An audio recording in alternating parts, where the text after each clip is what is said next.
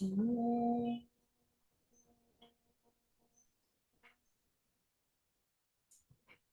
ओम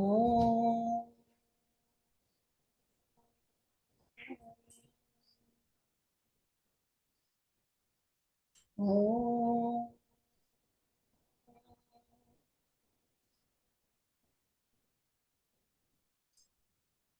गुरुर्ब्रह्मा गुरुर्विष्णू गुरुर्देवो महेश्वरा गुरु साक्षात परब्रह्म तस्मै श्री गुरवे नमः। हरि ओम श्री गुरुभ्यो नमः। हरि ओम। जय गुरुदेव। 19 तारखेपासून नवरात्र, ज्याला वसंत नवरात्र म्हटलं जातं, ती सुरू होणार आहे किंवा चैत्र नवरात्र सुद्धा म्हटलं जातं. आणि नवरात्रीचा उपास का करावा, कसा करावा आणि त्यासाठी पुढचे 4-5 दिवस काय प्रिपरेशन तुम्ही केलं पाहिजे, यासाठी आजचा सेशन आहे. तुम्ही नोट करून ठेवा आणि याचं रेकॉर्डिंग पण मी तुम्हाला ग्रुपमध्ये देणार आहे. त्यामुळे तुम्हाला हे 2-3 वेळा परत ऐकायचं असलं तरी सुद्धा तुम्ही ऐकून मग तुमच्या नवरात्रीच्या 9 दिवसांच्या उपासाचं प्लॅनिंग आणि प्रोसेस करू शकता. आपण सगळे बरोबरच हा उपवास एकत्र करणार आहोत, कारण याच्यामध्ये जी एनर्जी आहे ती खूप महत्वाची आहे एकमेकांना देणं.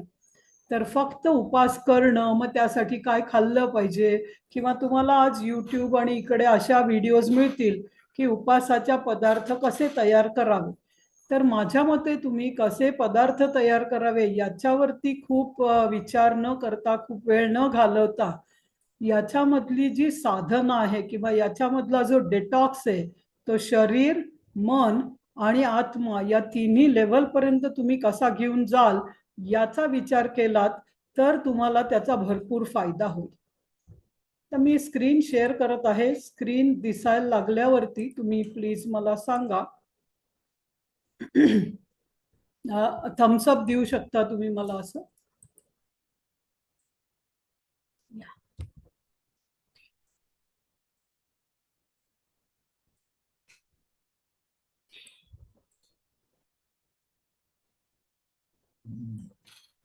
सो नवरात्र सुरू होतीये, सॉरी इथे 19 मार्च ते 27 मार्च.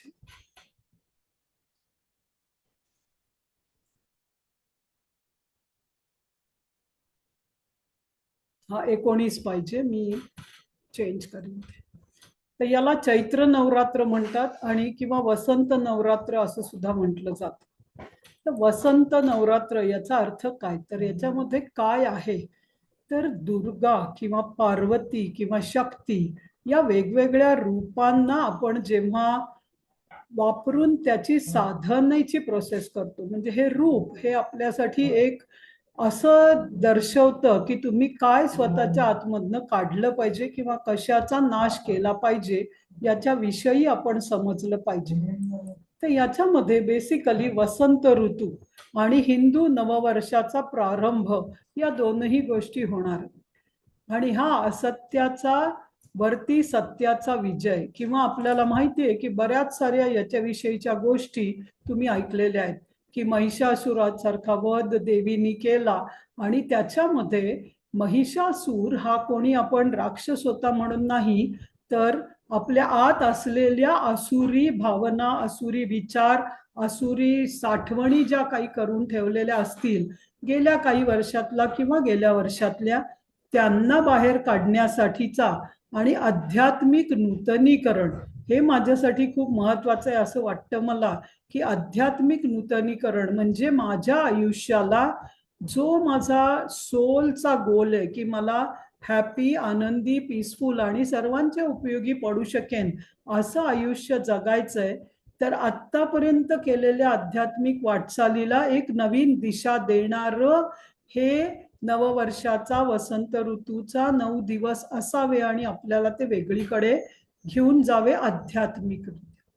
याचप्रमाणे आपण जानेवारी, नोव्हेंबर, डिसेंबर, जानेवारी, फेब्रुवारी मध्ये आपण पूर्णपणे थंडीचा अनुभव घेतलेला आहे आणि आता जशी महाशिवरात्र सरली तसं आपण उष्णतेकडे किंवा उबदार हवामानाकडे ट्रान्झिट होत असतो आणि या ट्रान्झिशनची सुद्धा शरीराला सवय करून द्यायला पाहिजे आणि त्यासाठी शरीरामध्ये शरीराचे जे बदल व्हायला पाहिजेत इंटरनली, कारण एक्सटर्नली बरंच काही बदलणार आहे, त्याचं आपण शरीराला सूचना दिली पाहिजे. शरीर आणि मनाचं डिटॉक्स केलं पाहिजे, शुद्धी केली पाहिजे, ज्यामुळे आपण या नवीन ट्रान्झिट झालेल्या वातावरणाला पूर्णपणे रेडी असतो.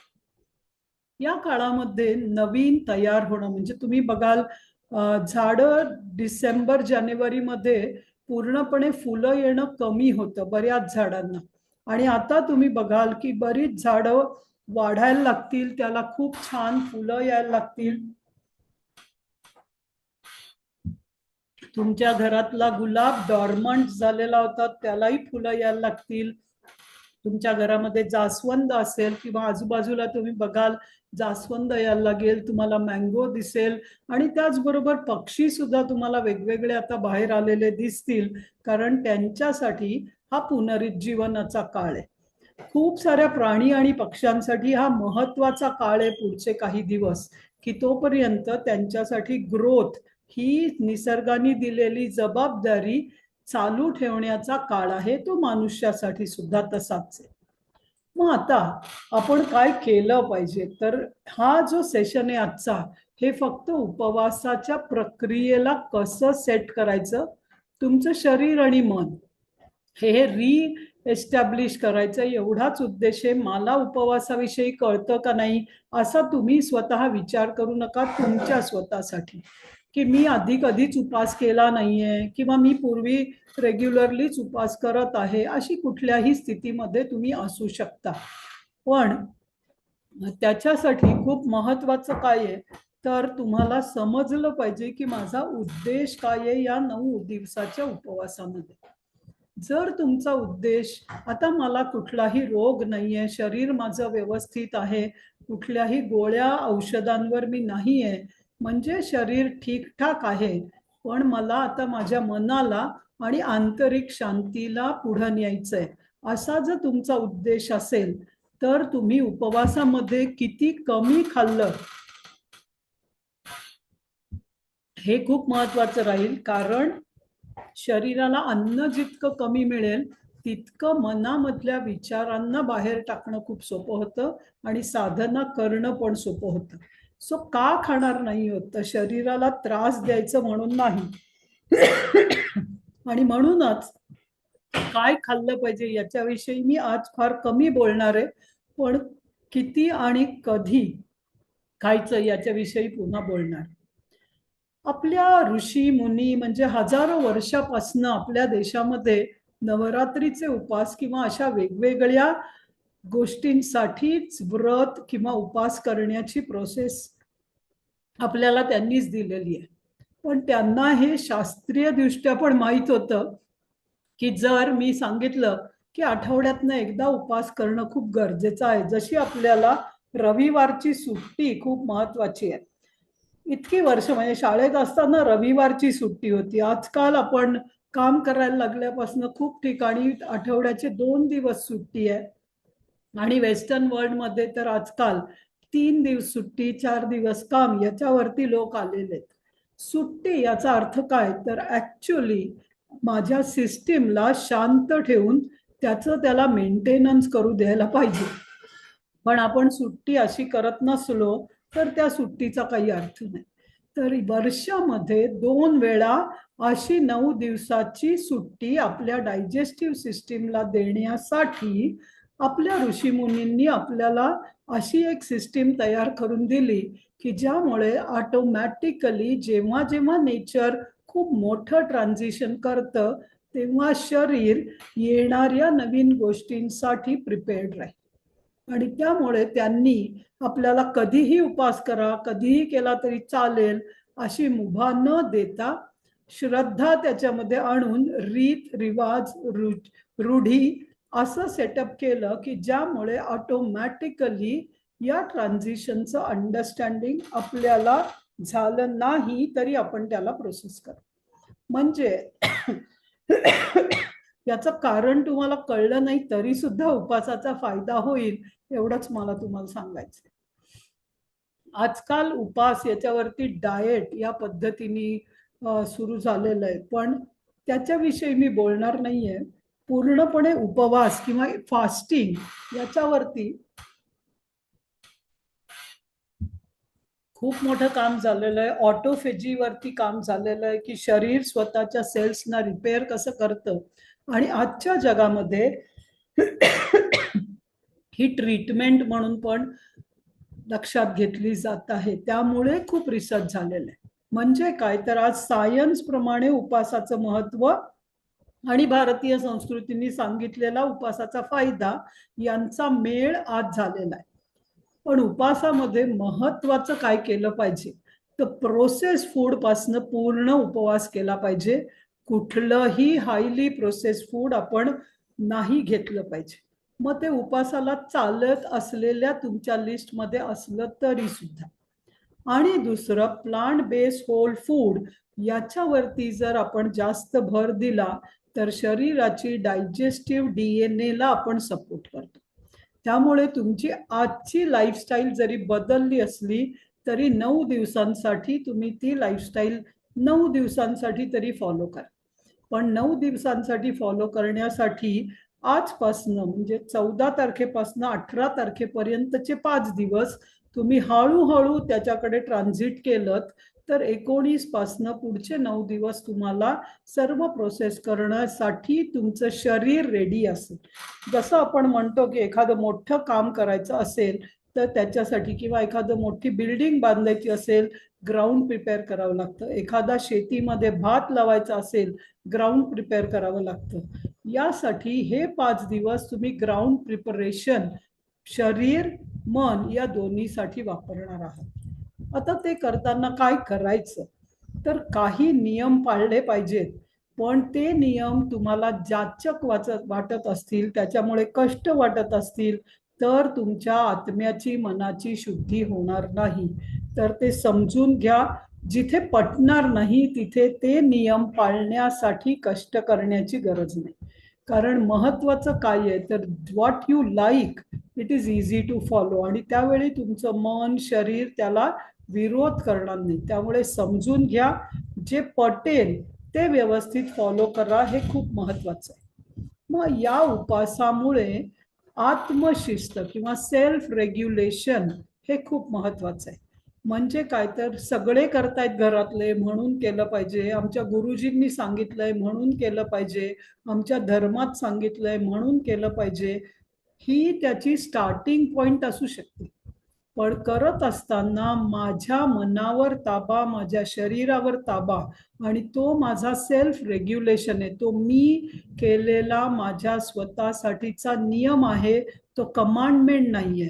कोणीतरी मला सांगितलंय म्हणून मी करतोय अशा पद्धतीने न करता हा माझा नियम आहे, ही माझी जबाबदारी आहे असं समजून करा. आणि या सेल्फ रेग्युलेशनची आजपासून सुरुवात करा. उपासाची सुरुवात नाही पण मनाची आणि शरीराची तयारी सुरू करा. याच्याने फायदा काय होणार आहे तर तुमची आध्यात्मिक ऊर्जा वाढेल ज्याला स्पिरिच्युअल एनर्जी म्हटलं जातं किंवा ज्याला तुम्ही प्राणशक्ती म्हणता ती वाढेल. आणि ती वाढलेली जाणवेल. कशी जाणवेल तर तुम्हाला ऑटोमॅटिकली मन शांत झालेलं असेल. कोणीही कितीही काही बोललं तरी तुम्ही रिॲक्ट न करता रिस्पॉन्ड कराल. मी असं म्हणत नाहीये की तुम्ही एखाद्या शांत माणसासारखे तो काही का म्हणेना आपल्याला काय करायचंय. नाही, जिथे जरूर आहे तिथे तुम्ही ते ऍक्ट केलं पाहिजे पण रिॲक्ट नाही केलं पाहिजे. याला म्हणतात spiritual energy. So not react but respond. या परिस्थितीमध्ये तुमच्या मनाला घेऊन जाण्याची ताकद उपवासामध्ये आहे. आणि ती ऊर्जा वाढलेली तुम्हाला जाणवेल जेव्हा तुमच्या मनाचं दोलायमान होणं कमी होईल. म्हणजे राग येईल पण तो येईल आणि तुमच्या काबूमध्ये परत येऊ शकतो. म्हणजे तुमच्या मनातल्या विचारांवरचा कंट्रोल तुमचा असेल दुसरं कोणी तुम्हाला डिस्टर्ब करू शकणार नाही. याला म्हटलं जातं स्पिरिच्युअल एनर्जी. ती उपासाने वाढेल. शरीर डिटॉक्स करेल. म्हणजे तुम्ही कधीतरी खाल्लेलं एक अँटीबायोटिक, तुम्ही कधीतरी खाल्लेला चुकीचा फूड, तुम्ही कधीतरी अति खाल्लेलं शरीराने साठवून ठेवलंय, ते आता फर्मेंट झालंय शरीराच्या आतमध्ये, इन्फ्लमेशन आहे, कुठला तरी आजार सुरू होण्याची पॉसिबिलिटी सुद्धा याच्यामधनं निघून जाईल. कारण आज मला आजार दिसत नाहीये, पण तो शरीरामध्ये जर असेल आणि तो कधीतरी येणार असेल तर त्याच्याशी सुद्धा फाईट करून शरीर त्याला डिटॉक्स करू शकेल या उपवासाने. त्याच्यानंतर तुमची कॉन्सन्ट्रेशन वाढेल, भक्ती वाढेल. भक्ती ही कोणावर तरी नसली पाहिजे, तर भक्ती ही माझी स्वतःवर असली पाहिजे. ज्याला आपण म्हणतो विश्वास, किंवा जिथे तुम्हाला वाटतो ट्रस्ट. आणि तो ट्रस्ट हा कधीही कोणावर नसतो. तर तो ट्रस्ट माझ्यात आहे की या गोष्टीवरचा विचार मी माझ्या मनाने ठरवलाय. आणि जेव्हा तुमच्याकडे इच्छा असेल तेव्हा कॉन्सन्ट्रेशन हे नॅचरल आहे. आणि मनाचं कॉन्सन्ट्रेशन हे फक्त अभ्यासातच असलं पाहिजे असं नाही, तर कुठलीही गोष्ट करताना काया वाचा मनसा तुम्ही ती व्यवस्थित करू शकत असाल तर त्याला म्हणायचं कॉन्सन्ट्रेशन. पाचही इंद्रिय पूर्णपणे एका कामामध्ये आपण लावू शकलं त्याला म्हणायचं एक अग्र. अग्र म्हणजे पॉइंट आणि एक म्हणजे वन, किंवा याला इंग्लिशमध्ये मी कॉन्सन्ट्रेशन न म्हणता वन पॉइंटेडनेस. म्हणजे पुढचा अर्धा तास आता मी एक पुस्तक वाचणार आहे, तर ते पुस्तक वाचत असताना माझं मन कुठेही भरकटत नाही, पूर्णपणे मी त्या कामावर राहू शकते. पुढचा अर्धा तास मी आता स्वयंपाक करणार आहे, तर मध्ये मध्ये मला काहीही डिस्टर्ब न करता पूर्णपणे काया वाचा मनसा आणि पाचही इंद्रियाद्वारे मी तिथे एक अग्र असू शकते. अशी पॉसिबिलिटी तुमची वाढेल. देवी दुर्गा ही शक्तीशी रिलेटेड आहे. तुमचा कॉन्फिडन्स वाढेल, करेज वाढेल, काहीही पेलून न्यायची ताकद वाढेल. जिथे जिथे तुम्हाची गरज असेल तिथे तिथे तुम्ही उभं राहू शकाल. ही शक्ती तुम्हाला देवी दुर्गा देऊ शकते. मग आता उपास कसा केला पाहिजे, तर 9च्या 9 दिवस काही न खाता राहिलं पाहिजे असं नाहीये. तुम्ही बघितलं असेल की आपले पंतप्रधान मोदीजी सुद्धा नवरात्रीचे उपास करतात. आणि मग ते अमेरिकेत असो, ऑस्ट्रेलियात असो, नाही तर भारतात असो, जिथे जातील तिथे ते कसं पालन करता येईल हे ते फॉलो करतात. तुम्ही म्हणालात ते काय पंतप्रधान आहेत, त्यांना शक्य आहे.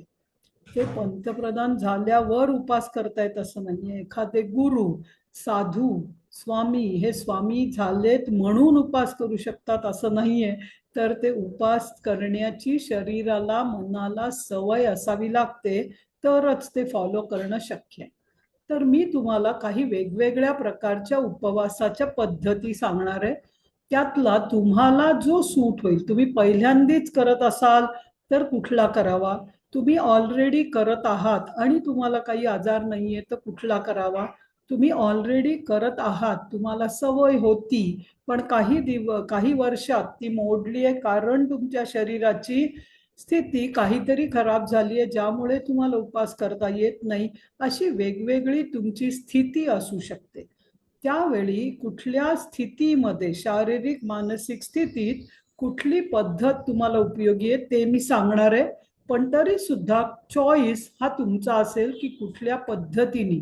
आणि कुठल्याही पद्धतीने तुम्ही उपवास केलात तरी त्याचे तुम्हाला परिणाम डेफिनेटली मिळतीलच. आता त्याची इंटेन्सिटी ही तुम्ही कसा उपवास करता याच्यापेक्षा सुद्धा किती स्ट्रिक्टली स्वतःला रेग्युलेट करता याच्यावर असेल. म्हणजे जे ठरवलंय ते पूर्णपणे किती स्ट्रिक्टली फॉलो करता याच्यावर तुमच्या परिणामांची प्रोसेस असेल. सो नवरात्रीचे उपवास करण्याचा एकच प्रकारे असं समजू नका. तुमच्या क्षमतेनुसार तुम्ही निवडा. 9 दिवस पूर्ण पाण्याचा उपवास, म्हणजे पाणी याच्याशिवाय दुसरं काहीही न घेणं, असा उपवास करू शकता. हा सगळ्यात कठीण उपवास असतो. आपल्याला वाटतं की शरीराला काही माझ्या मिळणारच नाहीये तर कसं होईल, असं नाहीये. पाणी हे सुद्धा पुरेसं आहे, पण पाणीही नसेल ना तर खूप मुश्किल आहे. पाणीही नसेल तर खूप मुश्किल आहे. पाण्यावर राहणं हे खूप मुश्किल नाहीये. पण जर याची तुम्हाला पूर्ती करायची असेल तर आजपासनं तुम्ही हळूहळू अन्न कमी केलं पाहिजे. शरीराचा जो जठराग्नी आहे त्याला हळूहळू शांत केलं पाहिजे. म्हणजे आजपासनं तुम्ही एकादशी आहे त्याच्यापासनं तुम्ही हळूहळू एक मील अ डे, आणि त्या मीलमध्ये सुद्धा मी जास्तीत जास्त फळं, भाज्या, दूध, ताक, तूप असं घेईन. आणि प्रोसेस्ड फूड किंवा हायली प्रोसेस्ड फूड किंवा ऑइली फूड हे सगळं तुम्ही पुढचे 4-5 दिवस अवॉइड केलं. कारण जितकं तुम्ही ऑइली जास्त खाल या 4 दिवसात, तितकं तुम्हाला त्याचा शरीराचा निचरा, ते ऑइल किंवा ते हेवी फूड डायजेस्ट करायला तुम्हालाच 72 तास लागतात. त्यामुळे 9 दिवस फक्त पाण्याचा उपास करणं खूप मुश्किल होतं. त्यासाठी पुढचे 5 दिवस हळूहळू हळू एक एक दिवसांनी तुम्ही नॅचरली प्रोसेस्ड घरामध्ये बनवलेलं अन्न, कुठलंही खूप पूर्वी बनवलेलं म्हणजे इवन 8 दिवसापूर्वी बनवलेलं काहीही खाऊ नका, कारण त्याचा डायजेस्टिव्ह प्रोसेस वेगळा होतो. सो 9 दिवस पूर्ण पाण्याचा उपवास ही सगळ्यात बेस्ट रिक्वायरमेंट असू शकते, पण ती तुमच्यासाठी बेस्ट आहे का नाही हे तुम्हाला त्याची सवय असेल तरच करा. अदरवाईज असा नेम ठेवू नका. पहिल्यांदीच करत असाल तर, तुम्ही पूर्वी केलं असेल तर हे सगळ्यात चांगलं आहे, पण त्याच्यासाठी मनाची तयारी खूप जास्त करावी लागते. आणि असं करत असताना साधना खूप जास्त करणं गरजेचं असतं. म्हणजे तुम्ही काय सिक्युरिटी ऑफिसमध्ये काम आहे, बँकेमध्ये काम आहे, ऑफिसला जायचंय आणि मग आता पाण्याचा उपवास करायचा आहे, मुश्किल होऊ शकतं. कारण तुमच्या शरीराची कामाची गरज जास्त आहे. याच्यासाठी मानसिक तयारी खूप पाहिजे. एवढंच मला तुम्हाला सांगायचंय. शरीराची तयारी म्हणजे आजपासनं 18 तारखेपर्यंत हळूहळू तुम्ही पूर्णपणे नॅचरल फूडवर यायला पाहिजे. आणि मग 19 तारखेला सकाळपासनं तुम्ही गरम पाणी, गार पाणी, नॉर्मल वॉटर पिणं जास्त चांगलं आहे. फ्रीजचं पाणी उपवासामध्ये पिऊ नका. त्याच्यानी पित्त जास्त वाढून तुम्हाला जास्त त्रास होऊ शकतो. सो नॉर्मल टेम्परेचरचं किंवा वॉर्म वॉटर हे बेस्ट आहे याच्यावर. आणि त्यात काही घालायचं का तर ॲज फार ॲज पॉसिबल नाही. पण अदरवाईज तुम्हाला पूर्ण पाण्यावर न करता फुल लिक्विड उपवास तुम्ही करू शकता. सो पाणी आणि एक फळ असाही उपवास करू शकता. म्हणजे पपई, तर फक्त पपई एक दिवशी खा, दुसऱ्या दिवशी तुम्ही दुसरं फळ असं खाऊ शकता. वेगवेगळं फळ खाऊ शकता, पण खूप फळं मिक्स करू नका. कारण जेव्हा तुम्ही खूप गोष्टी मिक्स कराल, पाणी हा मेन ठेवल्यानंतर, तर शरीराला त्याच्या डायजेशनसाठी स्वतःची एनर्जी वापरावी लागते. आणि पाण्यावर उपास करत असताना तुम्ही एनर्जी कन्झर्व करणं खूप महत्वाचं आहे. सो या दोनही उपवासाच्या टाईपमध्ये मेडिटेशन खूप केलं पाहिजे, जप खूप केला पाहिजे, मानसिक साधना खूप केली पाहिजे. म्हणजे जिथे तुम्हाला वाचन असेल, पण खूप झोपून नाही राहिलं पाहिजे. खूप लोकांना वाटतं की मी काही करायचं नाही म्हणजे झोपून राहायचं. झोपून राहिलात तर जास्त एनर्जी लागते, कारण झोपेमध्ये शरीर मेंटेनन्स मोडमध्ये जातं. तर मेंटेनन्स मोडमध्ये नाही न्यायचंय शरीराला, एनर्जी कॉन्झर्वेशनमध्ये न्यायचंय. म्हणजे तुम्ही जितकं छान म्युझिक ऐकत किंवा कानाला इयरफोनला लाईट म्युझिक लावून मेडिटेटिव्ह राहाल, तितकं जास्त चांगलं. जप सुद्धा मानसिक करा, जोरात करू नका. लिप यूज करून किंवा ओम भूर्भुवः स्वः असा न करता मनात जप करा. जर तुम्ही पूर्ण पाणी आणि पाणी किंवा फळ असं उपास करणार असाल तर, की जितकी एनर्जी कन्झर्व कराल तितकं जास्त चांगलं. याच्यानंतर तुम्ही करू शकता दूध, फळं. नाही, पाणी तर आहेच, याच्यात पाणी मी सांगणार नाहीये कारण पाणी आहेच. आणि दररोज एक धान्य, म्हणजे दूध आणि फळं हा तुमचा एक्सेस मील. म्हणजे जेव्हा तुम्हाला एक मील खाल्लं त्याच्यामध्ये एक धान्य, म्हणजे ज्वारी तर ज्वारी, वरी तर वरी किंवा गहू तर गहू, जे तुमचं धान्य तुम्हाला सुटेबल वाटतं ते एक धान्य, दूध आणि फळ असं तुम्ही घेऊ शकता. किंवा एक जेवण, 1 मील अ डे, पण त्याच्यामध्ये स्पेसिफिक पदार्थ, त्याचा एक मेनू पण मी तुम्हाला दाखवणार आहे की ज्या योगे तुमच्या विटॅमिन मिनरल्सचा इम्बॅलन्स होणार नाही.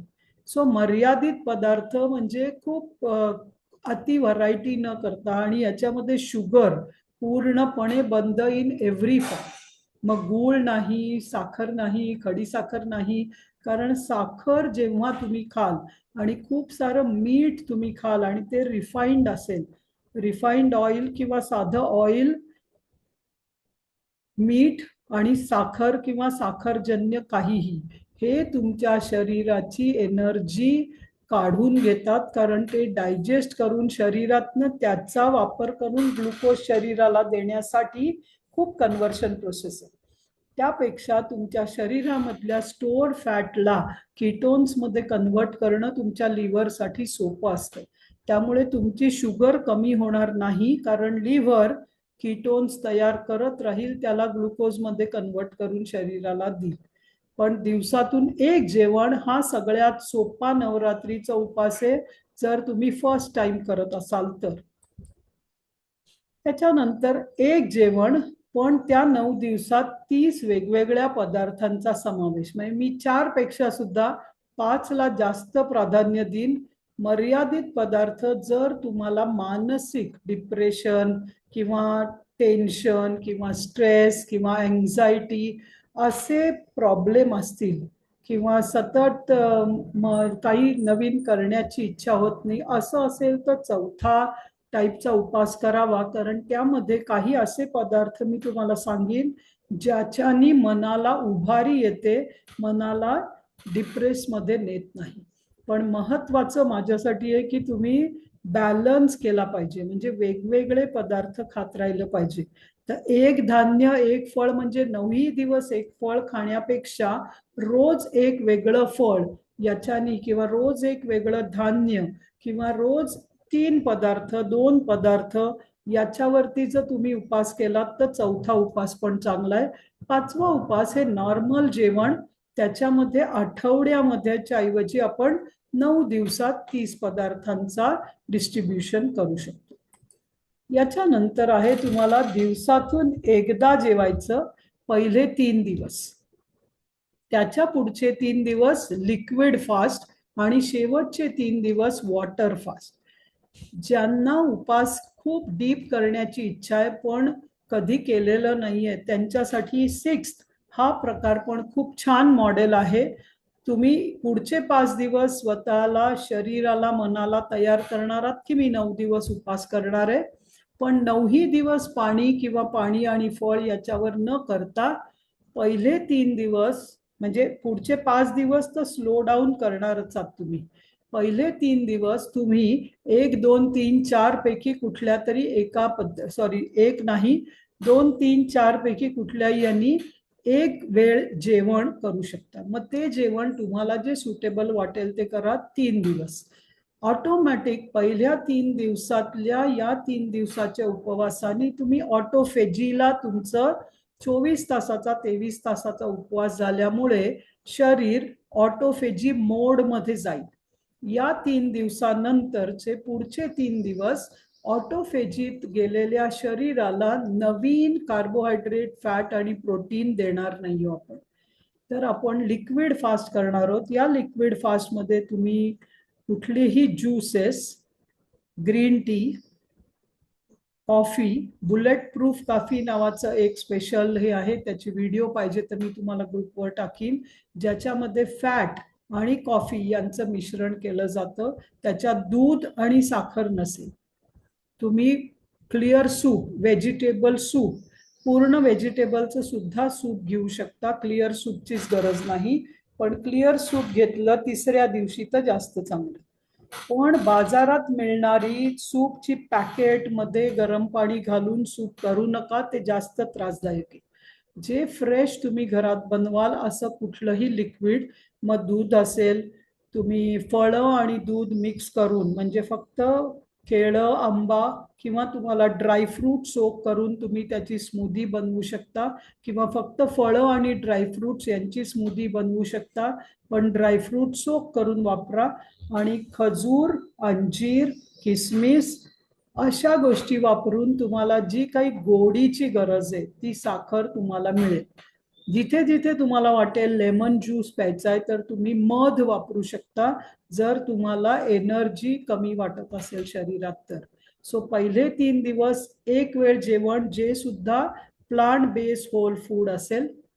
त्याच्यानंतरचे 3 दिवस तुम्ही लिक्विड फास्टवर जाल. यात कुठली लिक्विड हा चॉईस तुम्ही करू शकता, पण प्रेफरेबली ॲटलिस्ट दर 2 तासांनी काहीतरी लिक्विड घ्यायला पाहिजे का, किंवा गरमच घ्यायला पाहिजे का, गार घ्यायला पाहिजे का, याच्यामध्ये मी सांगेन ॲटलिस्ट एक सूप, एक स्मूदी आणि एक ज्यूस जो नॉर्मल टेम्परेचरला असेल, असे 3 तुम्ही दिवसातनं, जसं तुम्ही ब्रेकफास्ट, लंच, डिनर म्हणता तसं तुम्हाला ज्यावेळी सुटेबल असेल तेव्हा करा. आणि मग शेवटचे 3 दिवस साधं पाणी किंवा गरम पाणी याच्यावरती तुम्ही करू शकता.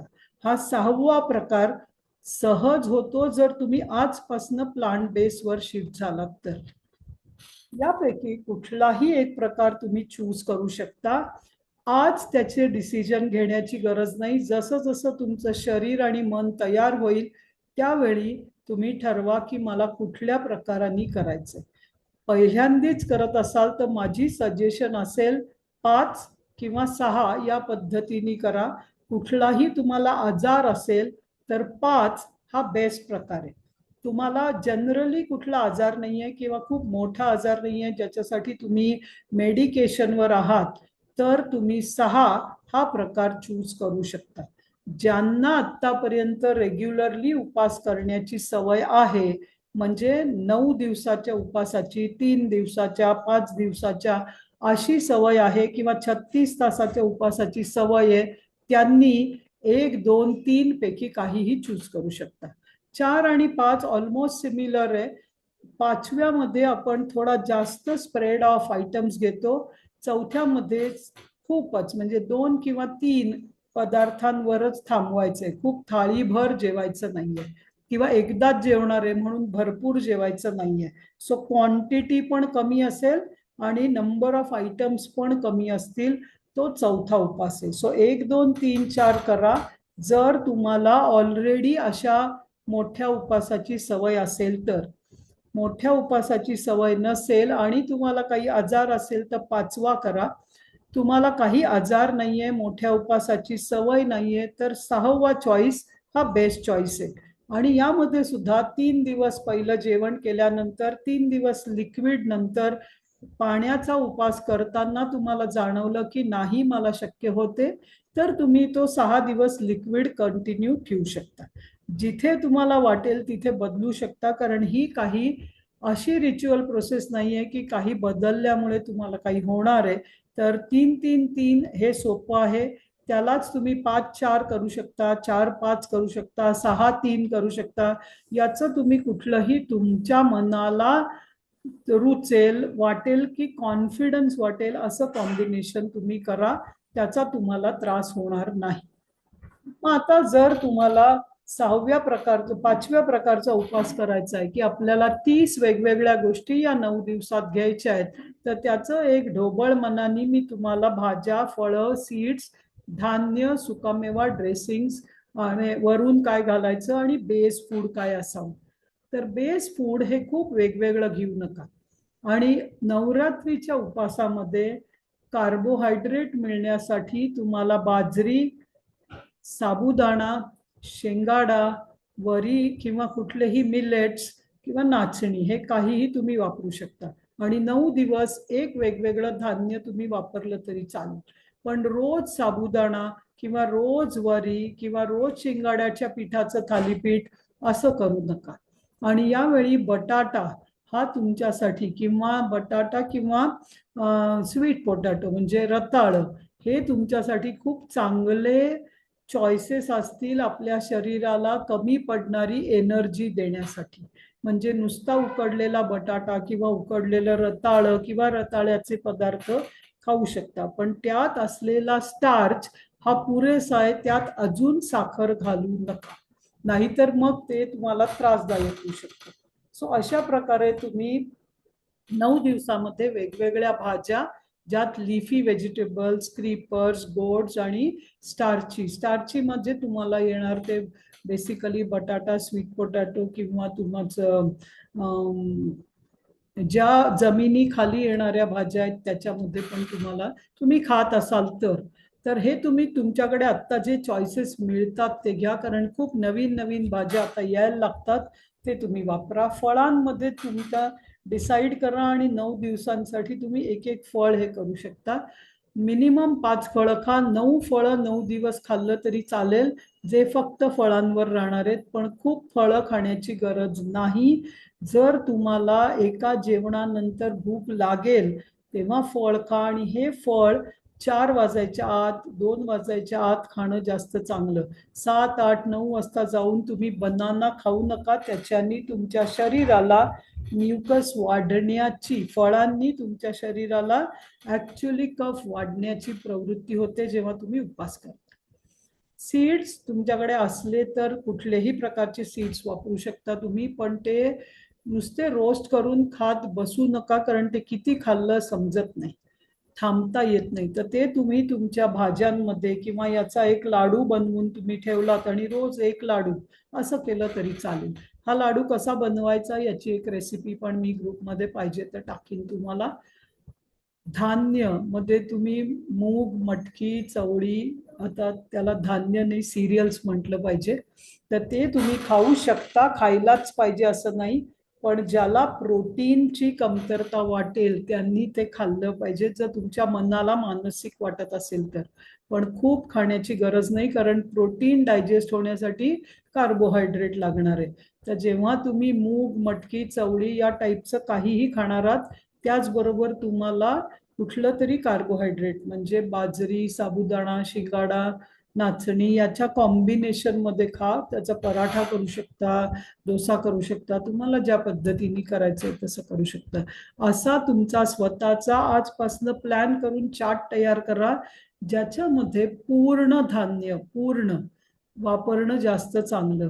मग बाजरीचा रवा काढून उपमा केला तरी चालेल, जशी तुम्ही साबुदाण्याची खिचडी करता तशी बाजरीची सुद्धा खिचडी खूप छान होते, जर तुम्ही अख्खी बाजरी रात्रभर भिजत घातली तर. वरीचे तांदूळ तुम्ही करता त्याचं सुद्धा तुम्ही फ्राईड राईस कसा करता तसा वेगवेगळ्या भाज्या घालून वरी फ्राय करू शकता.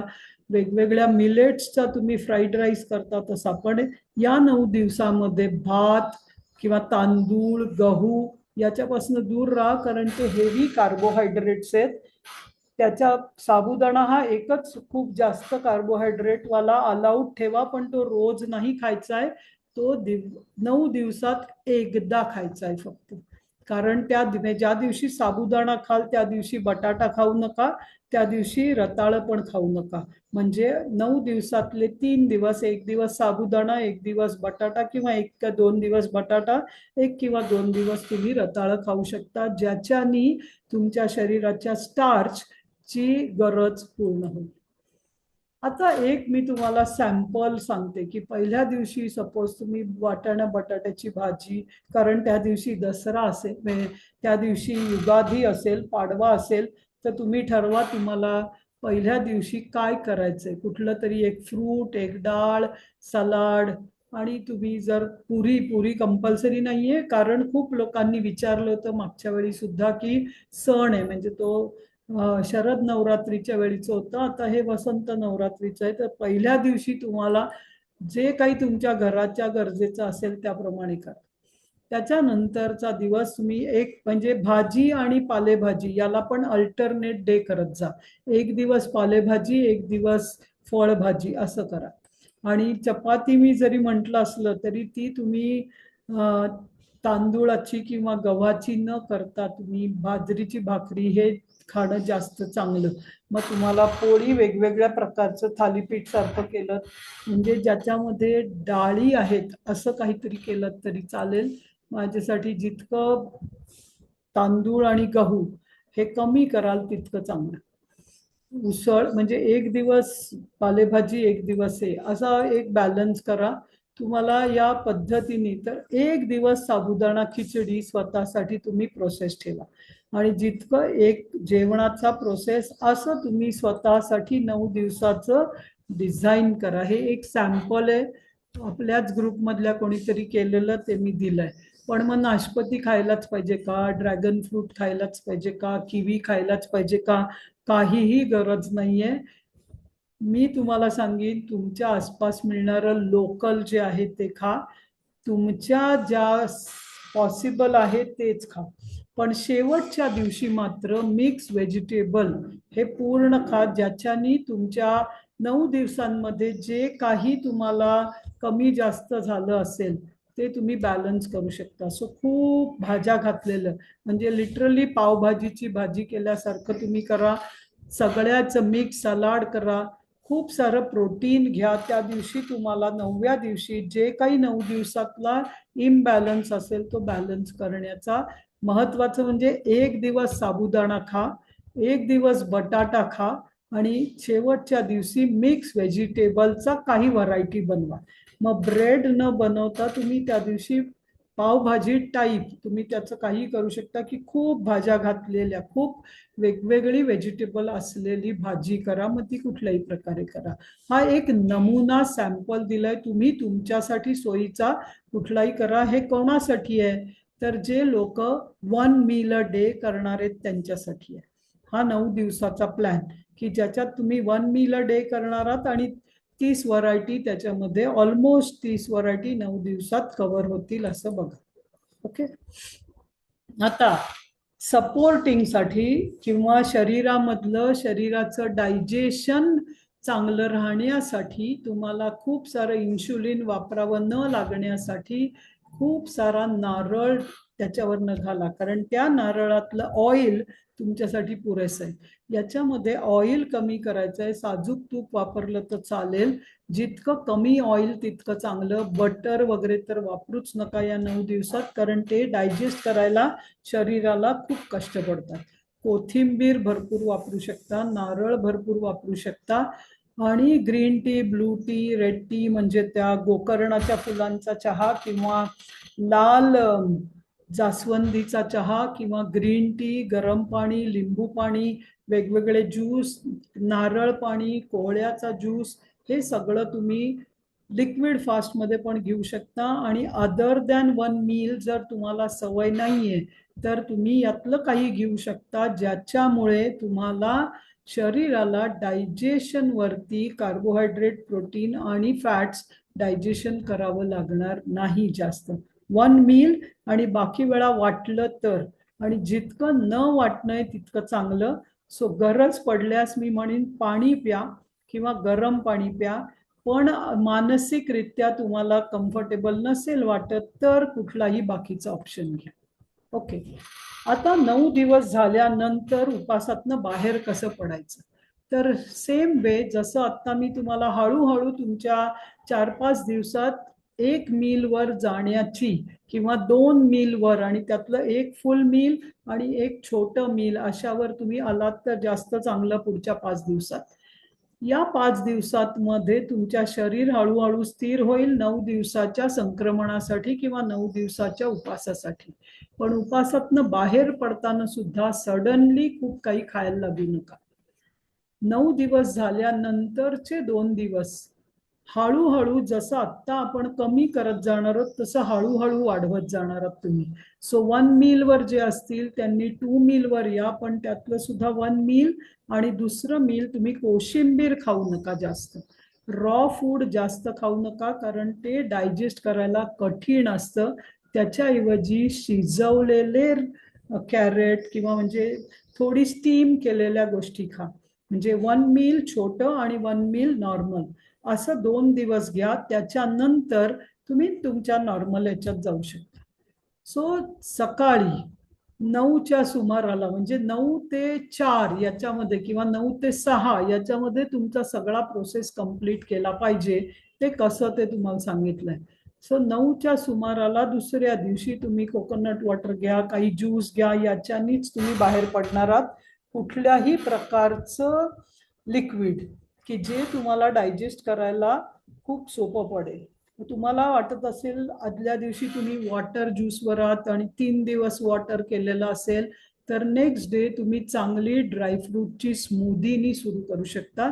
पण ती खूप थिक नसतात, थोडी पातळ स्मूदी ज्याच्यात दूध नाही घातलं तरी चालेल. तुमचं कॅरट सॉरी बदाम कॅशू यांच्यातनंच दुधासारखा त्याच्यात प्रोसेस मिळतो तुम्हाला.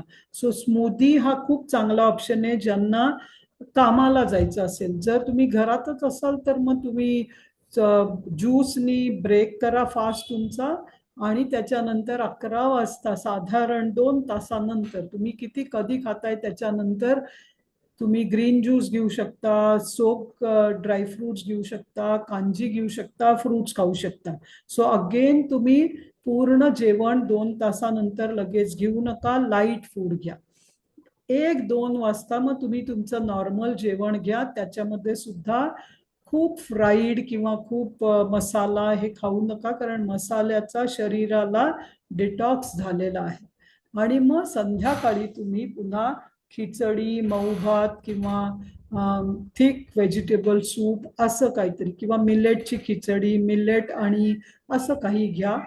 हळूहळू हे सुद्धा तुम्हाला 6:30 वाजता भूक लागणार नाही, तर पहिल्या दिवशी घेऊ नका, नेक्स्ट डे घ्या. म्हणजे उपासातनं बाहेर सुद्धा असं हळू या, तर तुमच्या शरीर मनाचा डिटॉक्स चांगला होईल. आता हे तर मी सांगितलं तुम्हाला खाण्याचं, पण याबरोबर तुम्ही खूप साधना केली पाहिजे, हे खूप महत्वाचं. ती साधना तुम्ही आजपासून ठरवा की मला सप्तशतीचा पाठ करायचा आहे का, मला रोज विष्णू सहस्रनाम करायचंय का, मला श्री सुक्त करायचंय का. 9 दिवसासाठीचे 9 वेगवेगळे पण तुम्ही घेऊ शकता. तुम्हाला फारसं काही माहीत नसेल तर गायत्री हा खूप सहज सोपा गायत्रीचा जप तुम्ही करू शकता. 108 वेळा मिनिमम करा, किंवा तुमचा मानसिक जिथे श्रद्धा आहे तो मंत्र तुम्ही ठरवा. पण आज ठरवा त्याच्यासाठीची काय प्लॅनिंग करायची आहे, कारण घरामध्ये नवरात्रीच्या वेळी साधनेसाठी एक जागा फिक्स करा जी शक्यतो ईशान्येकडे असेल, सकाळी असेल, तुमच्या काही खाण्याच्या आधीची असेल. तर एक जागा फिक्स करा 9 दिवस, जे तुमचं आसन असेल, जिथे शुची शुभ्रता सेपरेट असेल, कारण तिथे तुम्ही एनर्जाइज करताय ती जागा, जप करून, मंत्र करून, काही वाचून. म्हणजे तुम्ही गोष्टीचं पुस्तक वाचलं तरी चालेल, पण ते एका ठिकाणी बसून करा, कारण ही सगळी एनर्जी आणि एनर्जी बॅलन्सिंग प्रोसेस होते.